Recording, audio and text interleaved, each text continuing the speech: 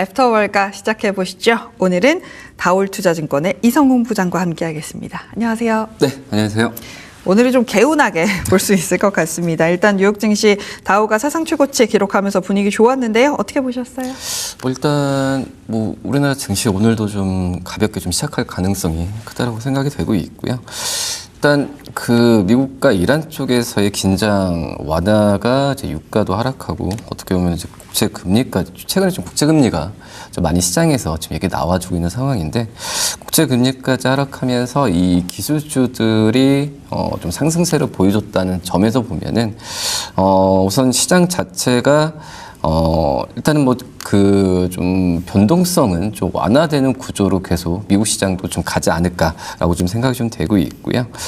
일단은 기술주 중심의 나스닥 종합지수가 우리나라 증시에는 좀 큰 영향을 좀 미치고 있는데 우리 2.13% 급등한 부분은 좀 고무적이다라고 좀 생각이 되고 있고요. 그리고 러셀 2000 지수도 1.7% 올랐거든요. 네. 그 전에도 그렇고 이 어떤 그 대형 빅테크 기업들한테 집중됐었던 어떤 수급 부분이 중소형 주들한테도 좀 많이 온기가 퍼지는 모습이 나타나지 않나라고 좀 생각이 좀 되고 있고요. 그렇기 때문에 어떤 그 제조업 지수도 좀 잘 발표가 됐어요. 그런 점에서 보면은 시장 자체에 대한 거시적인 어떤 선행 지표들 자체가 오늘은 다 우호적으로 끝나지 않았나라고 좀 생각이 되고 있고요. 그런 점에서 보면은 어떤 지정학적 리스크에 대한 외부 변수는 예측은 할 수는 없지만 눈에 보이는 지표들 같은 경우는 좋게 나왔다는 점이 긍정적이지 않을까라고 좀 생각이 좀 되고 있고요.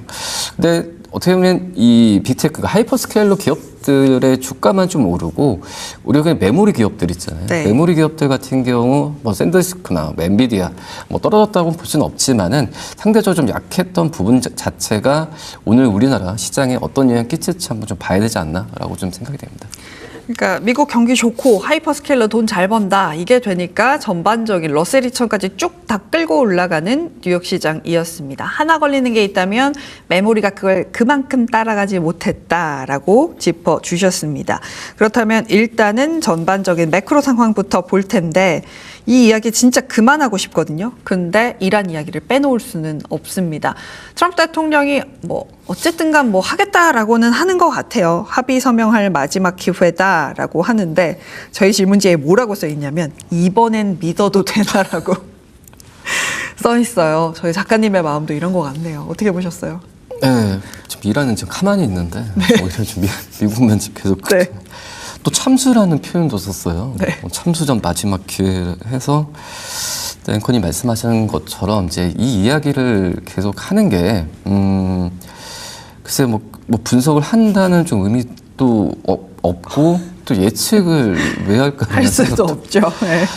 한마디로 지금 압박과 이 협상을 계속 미국은 계속 좀 병행을 하고 있고 일단 중간 선거 이제 미국 쪽에 11월에 있기 때문에 어떻게든 같이 가려고 미국 같은 경우에도 계속 이란을 좀 계속 달래는 느낌이지만 정말 이란은 좀 가만히 있거든요. 네. 오만과의 협상만 지금 계속 좀 하고 있고 지금 현재는 근데 이 완화적인 분위기로 갈 가능성이 굉장히 높다는 게 어떤 유가적인 측면이나 이런 부분이 좀 반응을 좀 하고 있다라고 좀 생각이 되고 있고요. 그렇기 때문에 제가 봐도 극단적인 확정 가능성은 어떤 그러니까 트럼프 쪽도 손해는 거 마찬가지라고 생각이 돼요. 그렇기 때문에 안 좋게 갈 확률은 낮다라고 좀 생각이 되고 있고요. 그렇기 때문에 실질적으로 보면은 다른 어떤 이슈는 배제하더라도 미국과 이란이 실제적으로 진전을 가려면 1단계가 호르무즈 개방을 봐야 돼요. 네. 그리고 이제 이란의 공식 반응도 봐야 되는데 이 두 가지가 먼저 해결이 되지 않으면은 종전이나 이런 부분을 예측하는 건 좀 무리다라고 좀 생각이 좀 되고 있고요. 그렇기 때문에 일단은 지금 어떤 외부적인 이슈로 본다고 하면은 너무 이제 시장이 그거에 대한 반응을 하고 있지만 결론은 좀 완화적인 분위기로 11월 중간 선거까지는 갈 확률이 굉장히 높다라고 좀 생각이 되고 있고요. 그리고 이제 이 걸프 지역 그 동맹국들 같은 경우가 이번에 좀 트럼프 대통령한테 뭐 전쟁이나 이런 거 하지 말라, 뭐 사우디나 이렇게 좀 얘기했던 걸 보면은 좀 동맹국들 간에도 이제 상호 그 서로의 이속을 좀 챙기려고 하는 모습을 보여주고 있거든요. 그런 상황에서 미국이 크게 어떤 그 전쟁을 다시 한번 도발할 가능성은 확률은 굉장히 낮지 않나라고 좀 생각이 좀 되고 있고요. 그렇기 때문에 뭐 뉴스를 본다고 하면 뭐 참수라는 표현으로 지금 시장을 되게 좀 또 뉴스로만 본다고 한다면 참 공포스러운 단어잖아요. 네. 네, 마지막 기회에 뭐 이렇게 하지나 이런 거에 좀 크게 신경 안 썼으면 좋겠다 이렇게 말씀드립니다. 트럼프 대통령이 그런 단어를 쓴 지 뭐 꽤 돼가지고 뭐 석기 시대로 돌려놓겠다, 너희 낙타 타고 다닐 거냐 뭐 이런 이야기를 했던 게 한두 번이 아니라서 시장도 별로 깜짝 놀라지 않고 오히려 유가가 하락으로 반응을 하면서 미국의 국채금리도 어쨌든 간 내려오는 모습을 보여줬습니다. 근데 라고는 하지만 사실 국채금리의 레벨 자체가 낮지는 않거든요. 어떻게 보면 이미 국채금리에는 금리 인상이 프라이싱이 된 모습들이 계속해서 나타나고 있어요.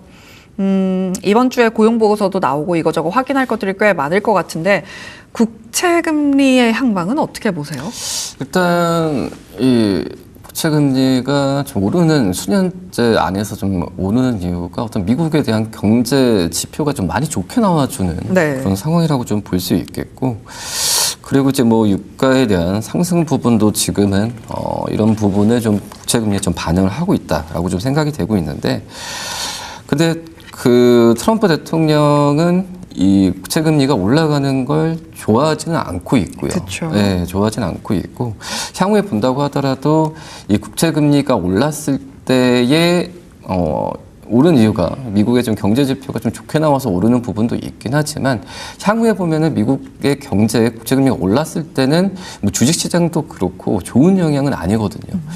뭐 그렇기 때문에 그 얘기도 나왔지만은 이제 미국과 일본이 통화 정책에 대한 부분에 있어서 미국이 오랜만에 그렇게 좀 양국의 어떤 통화 정책, 그러니까 달러를 팔고 뭐 엔화를 사는 뭐 그런 부분을 하는 걸 봤을 때도 역시 미국의 그 뭐 국채 수익률이 좀 낮아지는 부분을 좀 그 미국도 좀 많이 경계를 많이 하고 있다라고 좀 말씀을 드릴 수 있겠고요. 그렇기 때문에 어떤 시장에 대한 금리에 대한 방향 부분이 이번 주에 저는 8월 내내도 봤을 때도 가장 큰 향방 같아요.